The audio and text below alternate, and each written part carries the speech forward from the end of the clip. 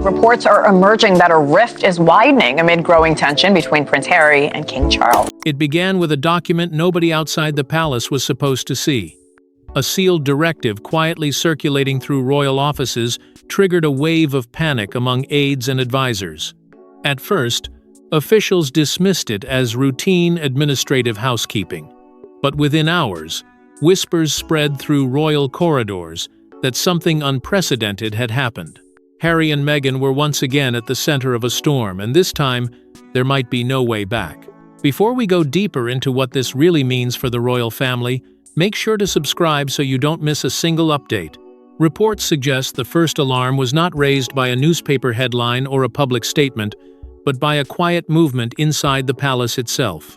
A confidential royal directive was reportedly being finalized, and those close to the administrative heart of the monarchy sensed that this was no ordinary file. It carried the weight of finality. Staff were allegedly told to speak to no one, confirm nothing, and treat every question about title records with unusual caution.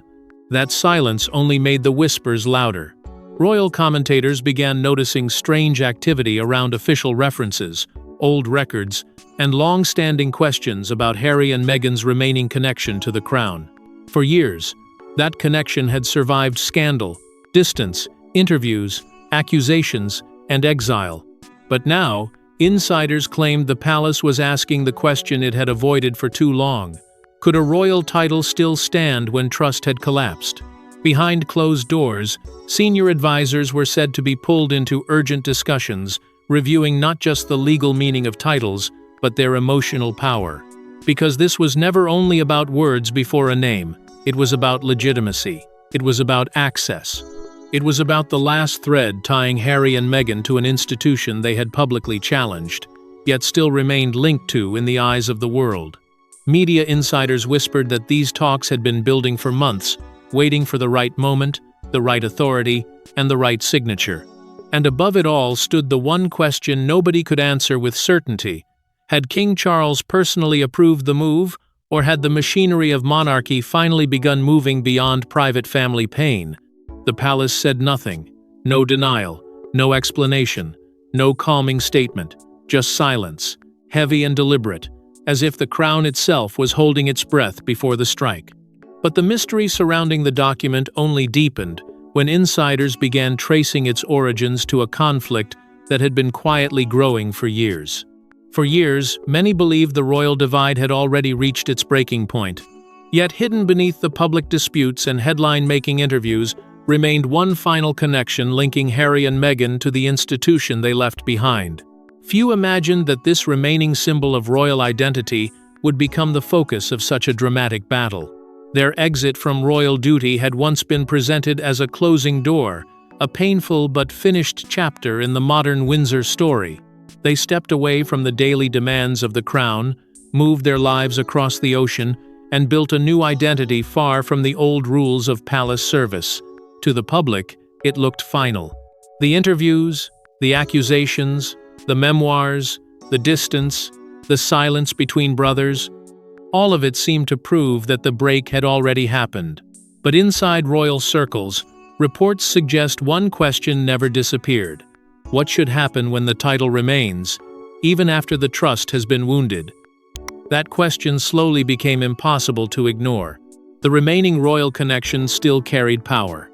It appeared in introductions, headlines, business circles, charity conversations, and global media coverage. It reminded the world that Harry and Meghan were no ordinary public figures. They were still tied to the House of Windsor by a symbol that opened doors, shaped perception, and carried the echo of duty, even when duty itself had been left behind. For traditional royal supporters, this became a source of growing frustration. They asked why the privilege should remain if the responsibility had vanished. They wondered why the monarchy should continue carrying the burden of association while receiving only criticism in return. Behind closed doors, insiders claim advisors began warning that the issue was no longer emotional alone. It was institutional. Every appearance, every public project, every overseas reference to royal identity risked blurring the line between private ambition and official standing. And that line, once blurred, threatened the very discipline that keeps monarchy alive. King Charles reportedly stood at the center of this storm, pulled in two directions that no father or sovereign could easily escape. On one side was family pain, the memory of a son once protected by the palace, and the hope that time might heal what anger had broken. On the other side was duty, cold and unforgiving, reminding him that the crown cannot be guided only by private sorrow. As frustration grew, advisors allegedly urged a final answer, not as revenge, but as a hard act of protection. The palace discussions intensified. What had once been whispered in side rooms began moving into formal channels. The last royal connection was no longer being treated as a family matter. It had become a test of authority, legacy, and survival.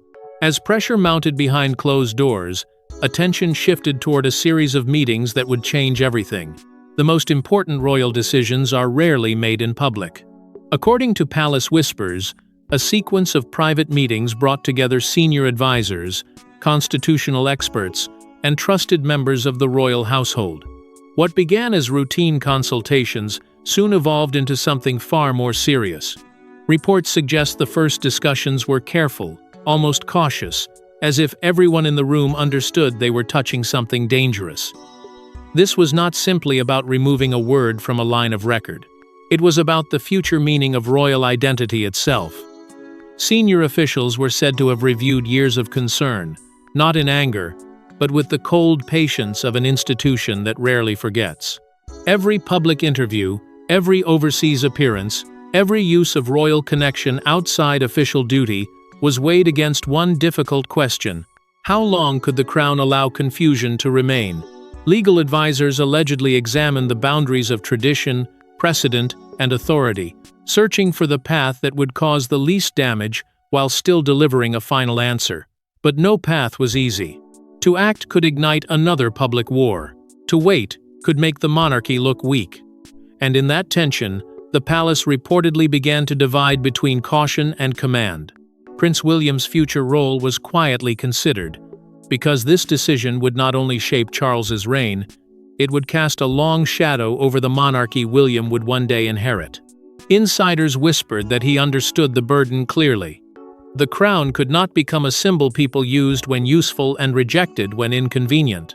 Catherine and other senior royals were allegedly briefed in private, not because they controlled the decision, but because its shockwaves would touch every working royal left, carrying the weight of public trust.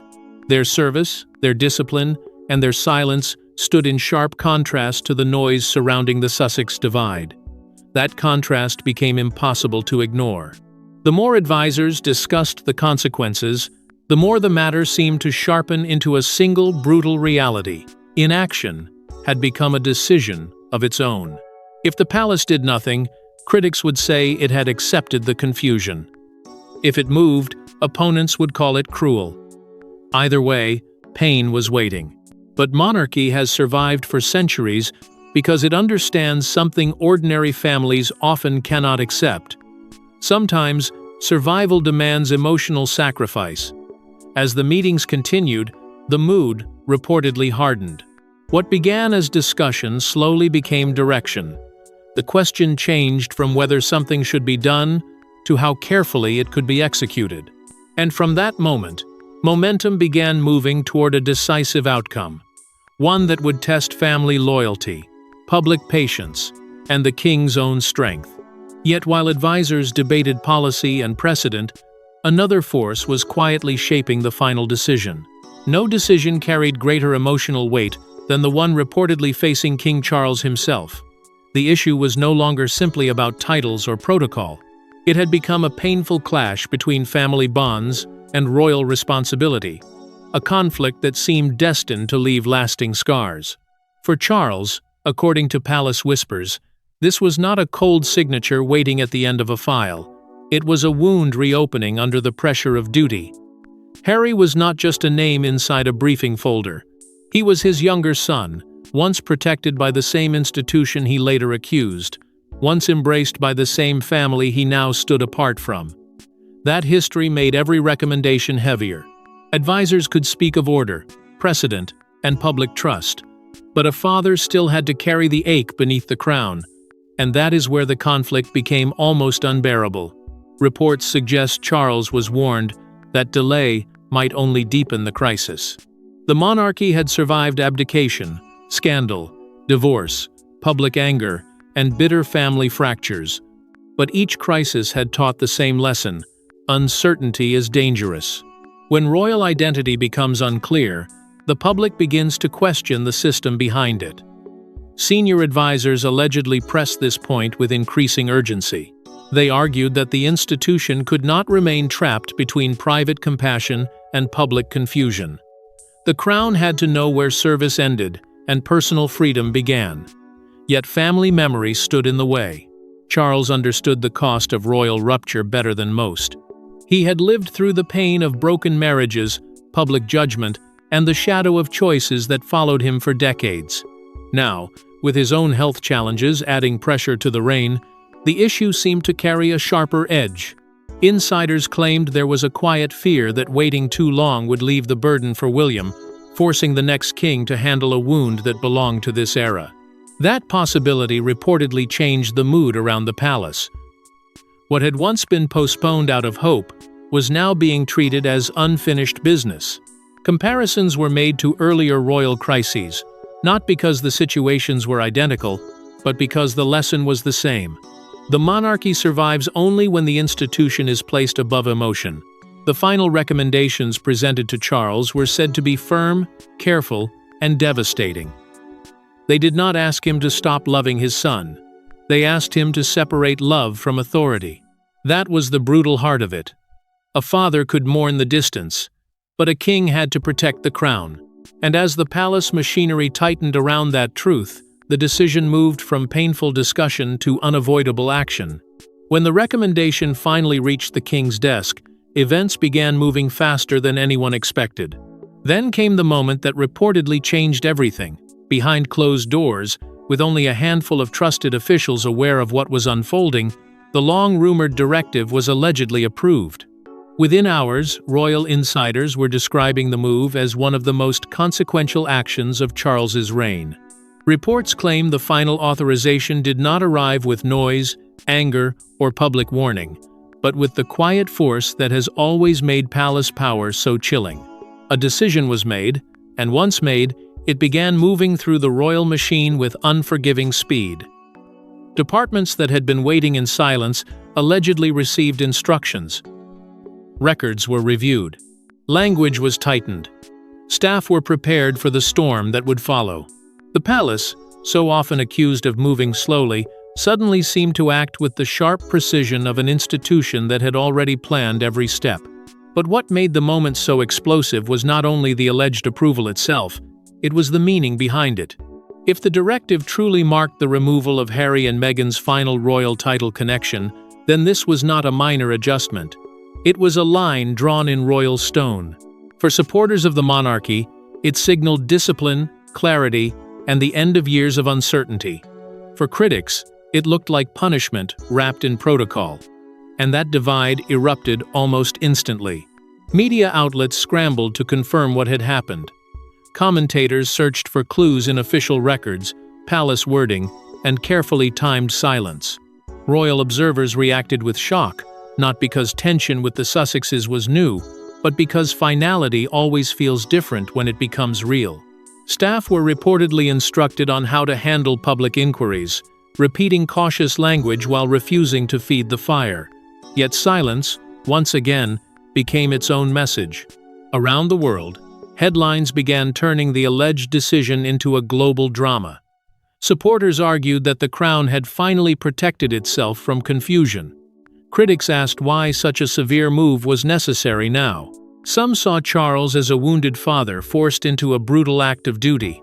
Others saw a king determined to prove that monarchy is not a family brand to be used when convenient. And in the middle of it all stood Harry and Meghan, suddenly facing the question that would define the next chapter of their story. How do you respond when the institution you left behind begins closing the last door? Insiders whispered that their reaction could either deepen the rupture or expose how much that final royal connection still mattered. Because when the order was allegedly signed, the palace did more than change a status. It triggered a reckoning. But the real impact of the decision was only beginning to reveal itself. As news of the alleged decision spread, attention quickly turned to the wider royal family. Behind every public statement or strategic silence, observers searched for clues about who supported the move, who opposed it, and who might be caught in the middle.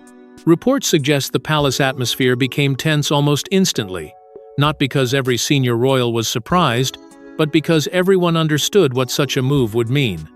This was not only about Harry and Meghan, it was about the future shape of the monarchy itself. Prince William's position drew the sharpest attention, because many believed the alleged decision carried the shadow of the reign to come. If Charles was closing one chapter, William would inherit the consequences. Insiders whispered that his concern was not revenge, but stability. For years, he had watched the royal brand pulled into arguments, interviews, claims, and counterclaims. Now, the question was whether the crown could keep allowing uncertainty to follow it into the next generation. Catherine's role also became a subject of quiet discussion. Her public calm, her steady service, and her careful loyalty stood in strong contrast to the drama that had surrounded the Sussex split. To many observers, she represented the future the palace wanted to protect, disciplined, patient, and rooted in duty. Yet even that made the decision more emotional, because every step toward clarity seemed to deepen the family divide. Palace insiders claimed tensions remained high, with some fearing that the move could trigger another wave of accusations, while others believed the damage had already gone too far to ignore.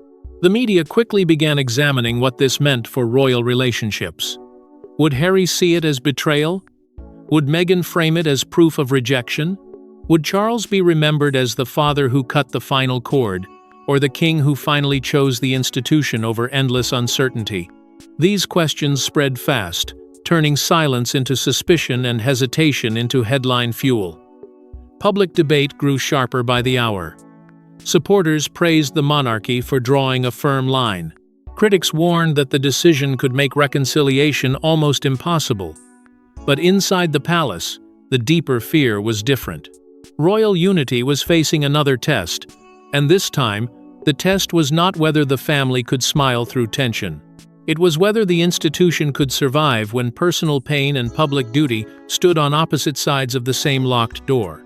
And as the shock moved through the family, the palace began to understand that the decision had opened something larger than a family dispute. Yet the consequences extended far beyond palace walls and family dynamics. Outside the palace, the reaction was immediate and fierce. Supporters hailed the move as overdue. Critics called it unnecessary. Across social media, television panels, and newspaper columns, the debate exploded into one of the most polarizing royal discussions in recent memory. What had begun as a quiet palace matter was suddenly being fought in public by millions of voices, each one trying to decide whether this alleged decision was justice, cruelty, protection, or punishment. For those who had long defended the monarchy, the message seemed clear. The crown had finally chosen order over confusion. They argued that titles cannot remain powerful symbols when the responsibilities behind them have been abandoned. To them, this was not personal revenge. It was institutional consistency. It was the palace saying that royal status must mean service, sacrifice, and restraint, not private freedom mixed with public privilege. But critics saw something darker. They questioned the timing, the emotion behind the move, and whether Charles had truly acted as a king or as a wounded father pushed too far. Some argued that stripping away the final royal connection would not heal the divide but deepen it, turning a painful family fracture into a permanent historical scar. Royal commentators offered sharply different interpretations. Some compared the moment to past royal crises, where the monarchy had been forced to protect itself from scandal and uncertainty. Others warned that modern audiences might not view such a move through the old language of duty, but through the lens of family conflict, public image, and personal freedom. International audiences reacted with equal intensity, because Harry and Meghan had become more than former working royals. They were global figures, symbols of rebellion to some, and symbols of betrayal to others. That made every headline heavier. Every opinion carried the weight of a larger cultural fight. Was the monarchy defending sacred tradition, or was it refusing to forgive? Was this the end of confusion, or the beginning of another storm? As coverage spread across continents, the debate over the future of the crown grew louder. Supporters insisted that the monarchy cannot survive if its titles are treated like personal branding. Critics answered that survival also requires mercy, especially when family wounds are already deep. And somewhere beneath all the noise, the palace's silence remained chilling. It did not explain. It did not soften. It simply allowed the public verdict to unfold, as if the crown understood that once history begins moving, no statement can fully control it. The argument was no longer only about Harry and Meghan. It had become a national and global test of what monarchy should be in a changing world. But beyond the arguments and headlines lay a deeper question about the future of the monarchy itself.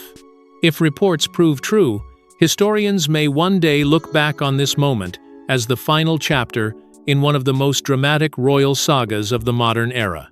What started as a family disagreement evolved into a struggle over identity, duty, loyalty, and the meaning of royal service itself.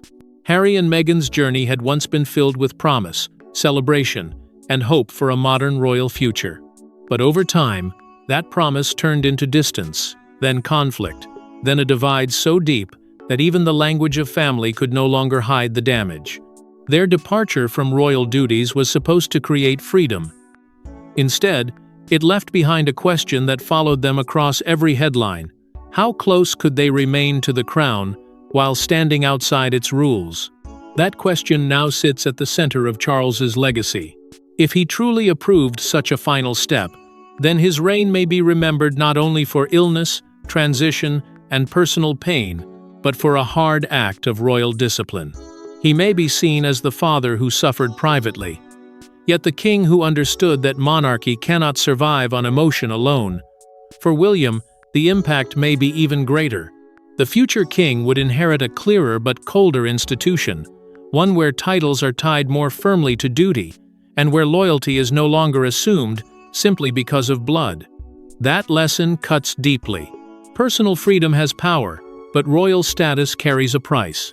It demands silence when anger wants to speak.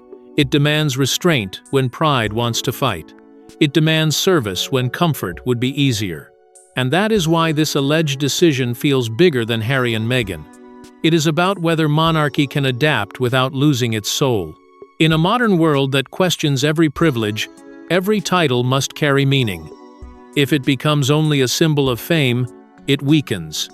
If it remains tied to duty, it survives. That is the brutal choice facing the House of Windsor now. Some will call this moment necessary. Others will call it unforgiving. But history often remembers royal decisions not by how gentle they felt, but by whether they protected the crown from collapse. What comes next remains uncertain. Harry and Meghan may push back. The palace may stay silent. Public opinion may keep dividing. Yet one thing is clear. The old chapter cannot return exactly as it was. The bond has changed. The meaning of status has changed. And the monarchy has once again chosen survival over comfort. Because while one chapter may have closed forever, the story of the monarchy and the battles fought to protect it is far from over. Thanks for watching. Please don't forget to like and subscribe, and we will see you in next one.